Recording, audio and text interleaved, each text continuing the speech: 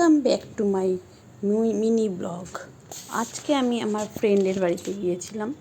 তো ফ্রেন্ডের নাতি হয়েছে, তাকে দেখতে গিয়েছিলাম। তো গিয়ে দেখি ওর বাড়ির পোষ্য, তারও বেবি হয়েছে। তো সেই বেবিগুলোর মানে 6টা বেবি হয়েছিল, তার মধ্যে কতগুলো বেবি মারা গেছে। তো যাই হোক, এই যে একজন বেঁচে আছেন, ইনি কী যে করছে। আর আমি যেই গিয়েছি, ও বাবা, আমি তেমনি ওদের ভয় পাই। আর এদের এই যে মাসি, এরা আমাকে নিয়ে, আমি তো চিৎকার চেঁচামেচি করে সেই খাটের উপর উঠে গিয়ে বসে পড়লাম ভয়ে।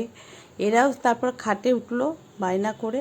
তো যাই হোক, এই বাচ্চাটাকে, এই যে এই পাশের ডগিটা হচ্ছে, এই পাশে ডগিটা ওকে আদর করবে, আর ওর মা সেটা করতে দেবে না। কি ইয়ার কি ফাজলান্তি করছে।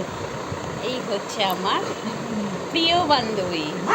যতদিন বাঁচবো আমাদের বন্ধুত্ব থাকবেই। ঈশ্বর এটা আবার কেড়ে নিও না। সন্ধেবেলাটা আজকে ভালোই কাটলো ওর বাড়িতে। আবার যাব বাচ্চাটাকে দেখতে। আজকে দেখেছি, কিন্তু ঠিকমতো আজকে ভিডিও করা হয়নি বাচ্চাটাকে নিয়ে। যাই হোক, এই যে এর নাম লিজা একদম লোক পছন্দ করে না, এটা আমার মেয়ের ফ্রেন্ড। তো ও হাসি দেখো, আর ইনি তো মুখ দেখাবেনি না, লজ্জা পাচ্ছে, হ্যাঁ, ভিডিওতে মুখ দেখাতে চাইছে না। তো ইনি হচ্ছেন লিজা, এনার নাম পিকলু। আর যে নতুন বেবি, তা ইনি দেখেন পিকলু, দেখুন ওড়না নিয়ে দৌড়াদৌড়ি, মনে হচ্ছে যেন ও নিজেই ওড়নাটা ব্যবহার করবে। এই ওড়নাটা আমার ফ্রেন্ডকেও দিতে চাইছে, কিন্তু ফ্রেন্ড নেয়নি দেখে ওর কি চিৎকার চেঁচামেচি শুরু করে দিয়েছে।